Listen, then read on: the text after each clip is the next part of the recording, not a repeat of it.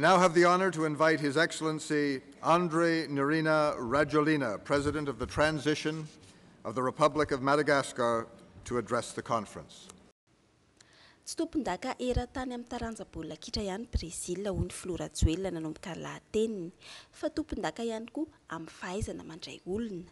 Ny dera manokana ity firenena ity araka izany ny tenany, ny deran'ny vahoaka Brésiliana, ny deran'ny mpitondra ao aminy tamin'ny fandraisany andraikitra sy ny fahaizany mizara, ny deran'ny tanànan'ny Rio de Janeiro ihany koa izay lasa renivohitry ny vina iombonana ho amin'ny tontolo hiadanan'ny taranaka faramandimby. Tamin'ny anaran'ny vahoaka malagasy no nankasitrahany fikirizan'ity firenena ity anatanterahana sy alavorary izao fihaonana an-tampony izao. Excellence, Madame la Présidente de la République fédérale du Brésil, Excellences, Mesdames et Messieurs les chefs d'État et de gouvernement, Monsieur le Secrétaire général des Nations Unies, Monsieur le Président de l'Assemblée générale,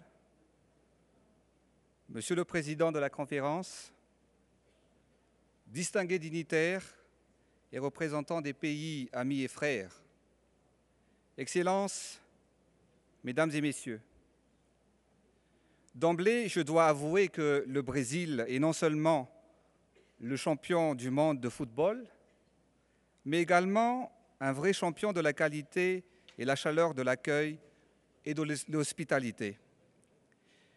Mes premiers mots vont donc à l'endroit de cette terre d'accueil qu'est le Brésil, de son peuple et de toutes les autorités brésiliennes pour vos engagements et générosité, mais aussi à la ville de Rio de Janeiro, aujourd'hui devenue la capitale de nos projections communes pour un monde plus juste, le bien-être et la prospérité de la génération future. Au nom du peuple malgache, je tiens à vous féliciter de votre persévérance en vue de faire de ce sommet une réussite. Fanamgoavana ny fanapahan-kevitra izay hivoatra mandritra ity Rio plus 20 ity hoy ny Flo Rajoelina noho ny kabariny. Mandalo krizy ny sehatra iraisam-pirenena hoy izy, krizy ara-toe-karena, krizy eo amin'ny sehatry ny angovo, ny fiovaovan'ny toetrandro, ilana fandiniana no avin'ny taranaka faramandimby. Maro fanontaniana napetraka manodidina ny andraikitra raisin'ireo mpitondra fanjakana. Ahoana no atao manoloana ny tsy fitoviana eo amin'ny sehatra ara-toe-karena? Ahoana no hamahana ny tsy fampitsan-kafo ka ahafahana manome sakafo ara-dalàna ny vahoaka entina? Inona no tokony atao hanohanana ny politika ny fitrandrahana angovo vaovao? Inona avy ireo fepetra tokony ho raisina hiarovana amin'ny tontolo iainana? Rio plus 20 no tokony ho fihaonana hamoahana ny fanantenana rehetra hoy ihany ny Flo Rajoelina, na ho an'ireo firenena efa mandroso, na ho an'ireo andalam-pandrosoana. Azo atao tsara ny manofy na dia ao anaty tontolo toa mikorotana aza, na toa tsy mitovy aza ny dingana vita. Tokony ho azo nofisina tsara ny fahafahana manome sakafo ampy ho an'ny vahoaka entina.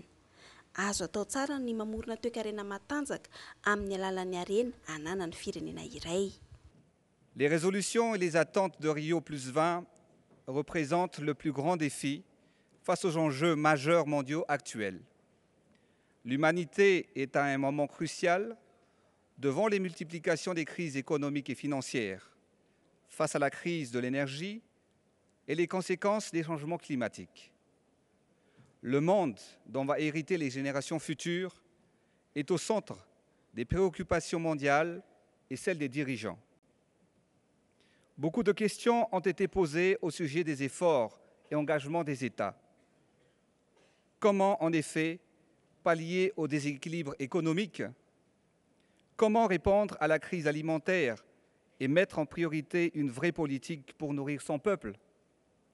Comment appuyer les politiques énergétiques nouvelles? Quelles mesures et attitudes responsables adopter pour préserver l'environnement? Rio plus 20 devrait être la conférence de tous les espoirs, des vrais défis, pour des engagements solidaires, autant pour les pays développés qu'émergents et en développement. Il nous a donné une part de rêve. Ce rêve dans un monde qui semble en pleine turbulence, dont les pas et les cadences ne sont pas les mêmes. Le rêve de nourrir son peuple devrait être accessible pour tous les pays.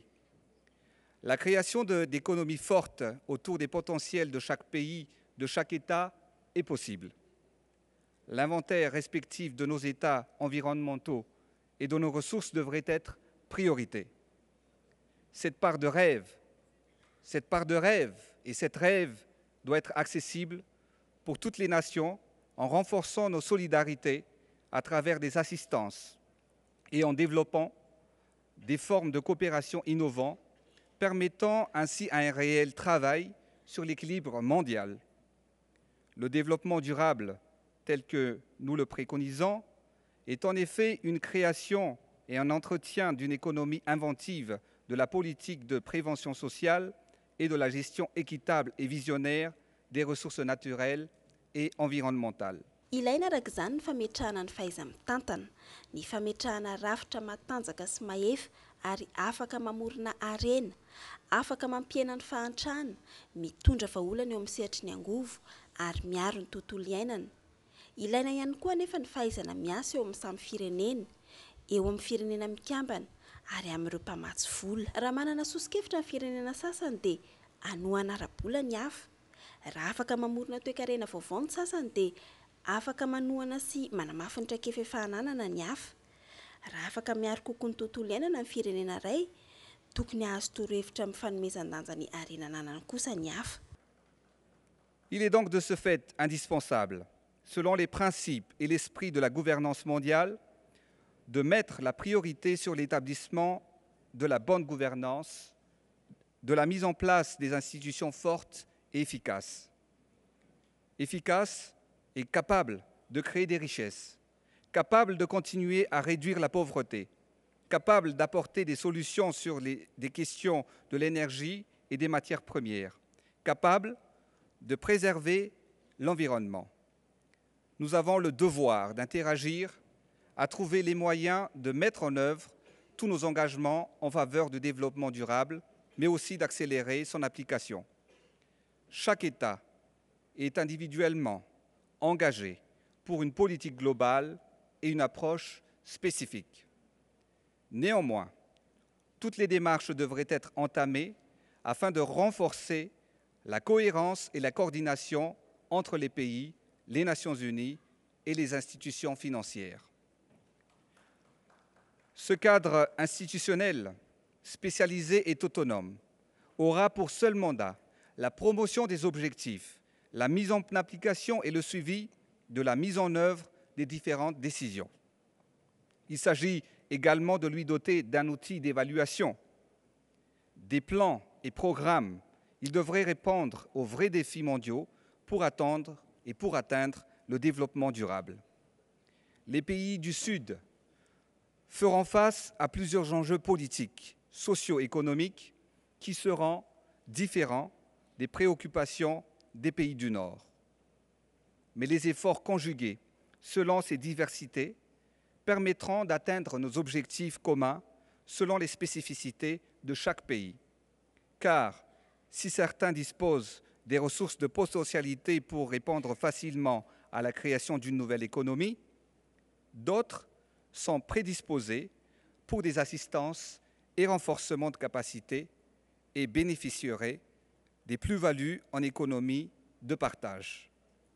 Si d'autres nations ont des avantages certains en matière de préservation de l'environnement, d'autres devront par contre bénéficier d'expertise pour répondre à la nécessité d'une gestion pérenne et la valorisation de leurs ressources.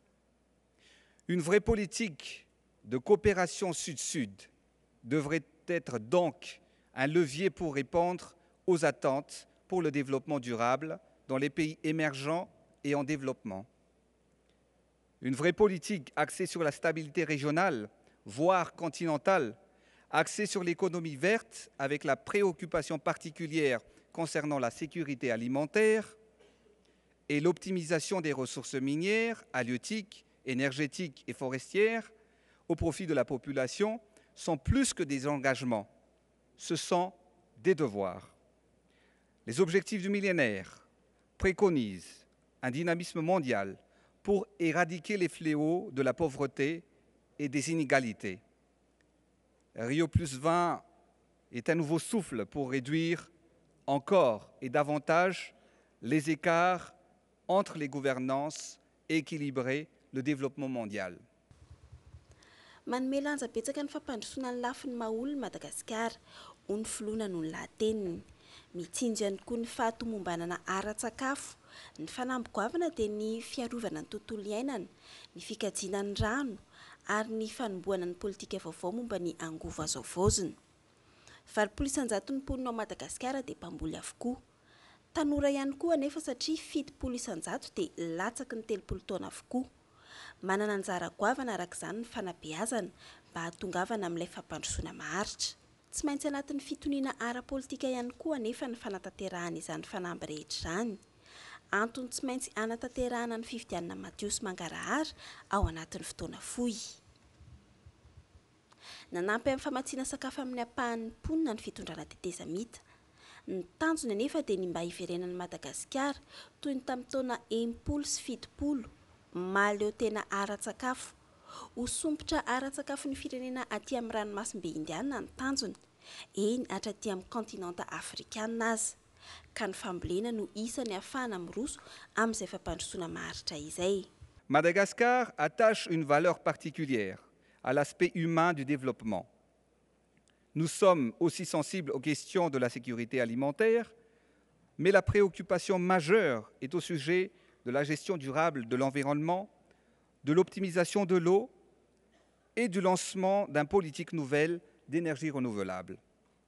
Les hommes, femmes et citoyens sont les principaux facteurs du développement durable, ce qui suppose d'agir dans le respect du droit, de stimuler la fierté nationale, la mobilisation pour une cause commune et avoir comme impératif une vision commune et à long terme pour le bien-être de tout un chacun et l'avenir des générations futures. Les agriculteurs constituent 80% de la population malgache, mais c'est également une population jeune, dont 70% en moins de 30 ans. L'éducation joue donc un rôle majeur pour atteindre les objectifs du développement du millénaire. Les citoyens responsables devraient donc se donner la main pour atteindre ces objectifs. Mais en ce qui concerne Madagascar, le maintien d'un climat social favorable à la production passe forcément par la stabilité politique. C'est la raison de la nécessité absolue d'organiser en priorité les élections libres et transparentes dans les meilleurs délais, ce qui reflète l'aspiration du peuple malgache. Pendant cette période de transition, l'accessibilité à l'alimentation de la population la plus vulnérable est une préoccupation permanente. L'État assure son rôle de prévention en octroyant des subventions pour le riz et les produits de première nécessité aux produits des franges ciblées par la population sur le court terme. Mais notre objectif, notre vision, notre ambition, que Madagascar soit capable de nourrir son peuple et de reprendre sa place en matière agricole, comme dans les années 60-70, et devenir le grenier de la région de l'océan Indien et du continent africain, en optant aujourd'hui sur les modèles économiques verts, de l'économie verte et de l'agriculture intensive. Le Brésil a montré la voie pour ce nouveau siècle dont je salue ici le courage et la persévérance. L'Afrique en général, et Madagascar en particulier, traduit sa prise de conscience sur la nécessité de promouvoir l'agriculture comme un des facteurs de réduction de la pauvreté afin d'atteindre les objectifs du développement durable. Nous devons relever les défis face à la réalité de la déforestation, les feux de brousse, l'érosion côtière et les catastrophes naturelles dans les passages des cyclones, d'où la nécessité de l'appui à la gestion durable des forêts, la sécurisation des aires protégées à travers une application effective et efficace de la Convention cadre des Nations Unies sur le changement climatique. Manana reny Madagasikara dia ny tontolo iainany ary voasokajy ho isan'ireo firenena manana harena voajanahary goavana indrindra izy. Arena voajanahary izay azo avadika ho angovo azo avaozina. 7,000 mégawatt ohatra no angovo azo avy amin'ny herin'ny rano azo Madagasikara ampiasaina. Ny iray isan-jato amin'io ihany anefa ny mbola voatrandraka. Ahafahana mampiena ny vidin'ny herinaratra nefa izany izay tena andrasan'ny mponina tokoa. Fanamby apetraka izany atao anatin'ny 5 na 10 taona hoy ny Flora Joelina. Madagascar dispose d'un capital nature. Il est classé parmi les pays à mégadiversité. Ce capital nature représente un réservoir immense de ressources et d'énergie renouvelables. En effet, le potentiel en hydroénergie recensé à Madagascar est l'ordre de 7000 mégawatts, mais seulement exploité à 1%. L'exploitation de ce potentiel serait une réponse à l'attente de la population de réduire les coûts de l'électricité, ce qui permettra à chaque ménage d'y avoir accès. Tel est notre défi, tel est notre objectif. Et dans les 5 à 10 années à venir, que les besoins en énergie à Madagascar seront couverts intégralement par les énergies renouvelables. Excellences, Mesdames et Messieurs, Rio plus 20 est le sommet de tous les espoirs dont les enjeux sont planétaires. La seule réponse à nos préoccupations serait bâtir et de bâtir l'avenir sur les valeurs de respect, de partage et de solidarité. Mais avant de terminer mon allocution, j'aimerais poser à cette auguste assemblée: combien d'entre vous ont vu le film Madagascar 1, Madagascar 2, Madagascar 3? Je parle et je dis ici une merveilleuse réalisation cinématographique à succès planétaire. Oui, la réponse est oui. Des millions de personnes ont pu rêver d'un lieu paradisiaque, d'un pays, d'un endroit, sans y être allés à travers les personnages hilarants de ce film. Les enfants malgaches, comme les enfants du monde entier, seraient et étaient émerveillés et leurs yeux brillaient en regardant cette fiction. Mais entre fiction et réalité, Madagascar existe avec ses spécificités, sa diversité, ses engagements et ses aspirations au développement durable, tournées vers la recherche d'un environnement plus juste, plus sain pour la génération future. Les résolutions de Rio plus 20 ne devraient pas être seulement des scénarios où chaque pays a juste écrit son propre histoire, où chaque dirigeant fasse tout simplement son discours à cette tribune, mais ensemble, nous devrons les réaliser et les concrétiser. Rio plus 20 est un rendez-vous avec l'humanité et avec nous-mêmes. L'avenir et nos générations futures dépendra donc de nos actions et de nos déterminations. Excellences, Mesdames et Messieurs, je vous remercie de votre attention. Tsy tokony ho nofinofy zaraina ety ambony tribuna ihany ny Rio plus 20 hoy ny Flora Joelina namarana ny lahateniny, fa ndao tanterahana miaraka ireo nofinofy ireo. Miankina amin'ny asa ataontsika izao ny ho avin'ny taranantsika hoy izy.